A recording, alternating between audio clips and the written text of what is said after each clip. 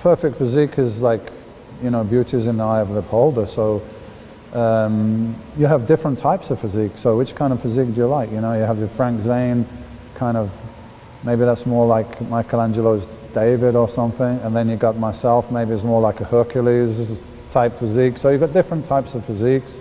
And there is no perfect physique, because you can find a fault with everybody. You can find a fault with my physique or Ronnie's or Lee Haney's or Arnold's. You always find some fault, so I don't think perfection really exists. We're just trying to get as close as we can to it. But there'll always be a flaw that you can find in anyone's physique.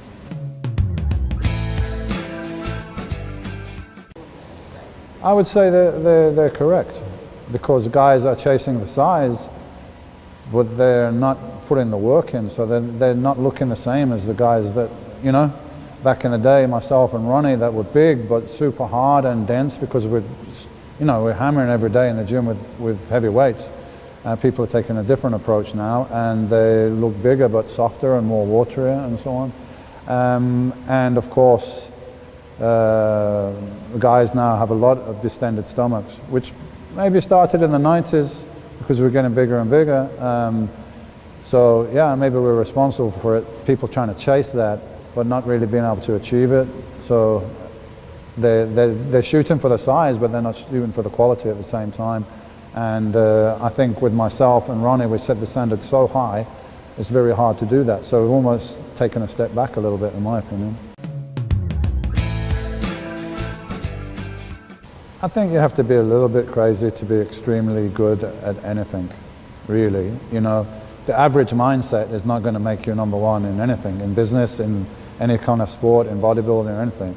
So you have to have an extraordinary amount of determination and passion for what you're doing. Of course, you have to have physical potential, but the guy that has the physical potential and the passion and the mental drive, then that's really when you've got a champion. And the guy with a bit more drive often can beat somebody with more physical potential. So it's when you get all those factors coming together, that's when you get a champion that's outstanding, I think.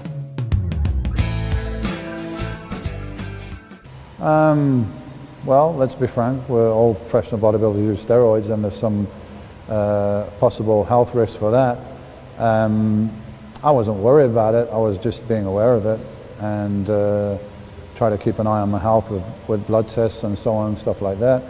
But I'll be honest, when I started, I can't remember who said it to me, but they're like, you know, they're doing this, you know, maybe you're going to have health problems, or maybe you're going to die young or something like that.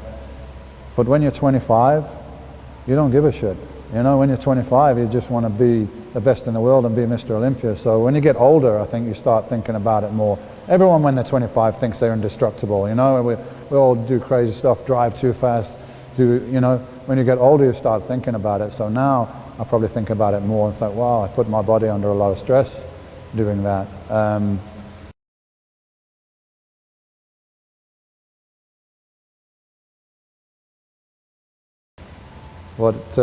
I became the best of the world at what I'm doing. I'm known all around the world, I travel around the world, make a good living.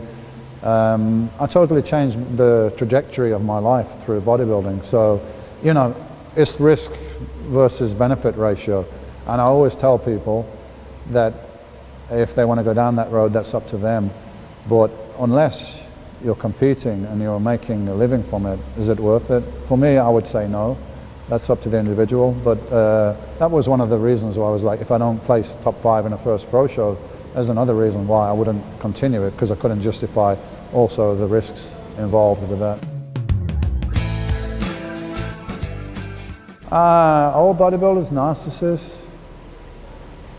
Well, I don't know. I mean, I always felt a bit removed from it. That's why I didn't need to show off for anybody or anything. It was almost like I had this statue that I was working on that wasn't me. It's my body, but it wasn't me. It was like I was removed from it and looking at it and like, need to put more here, there, or more there.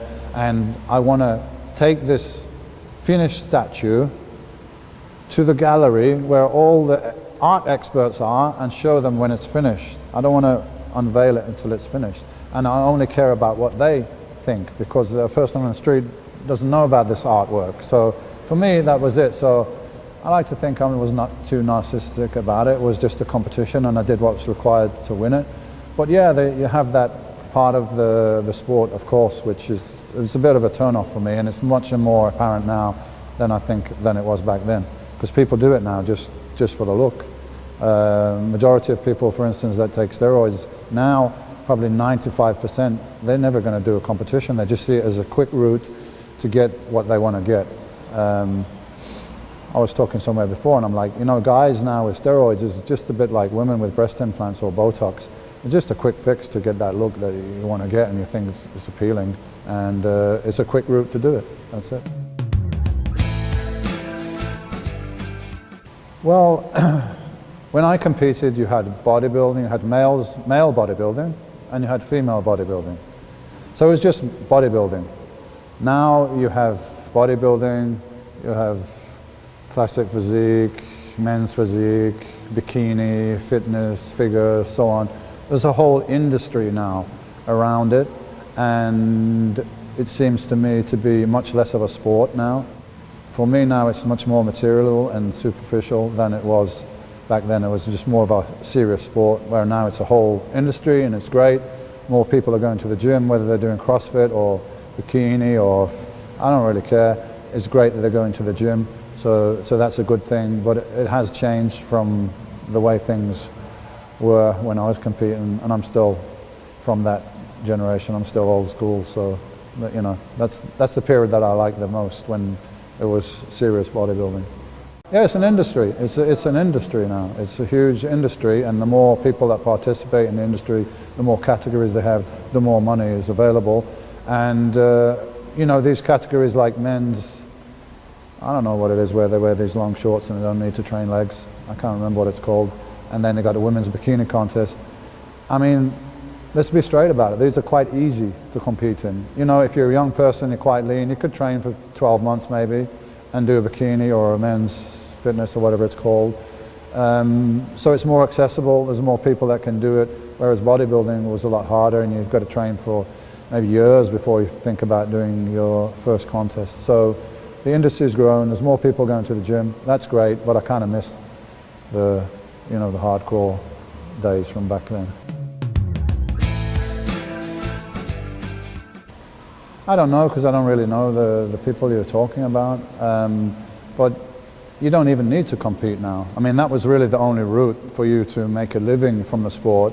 You had to compete successfully on a pro level in order to make prize money, endorsements, contracts and things like that.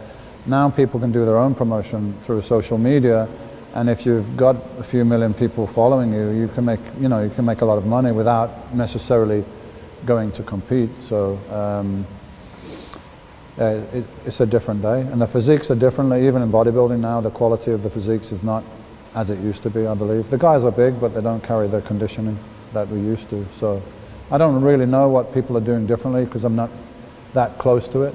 But yeah, the quality has gone down.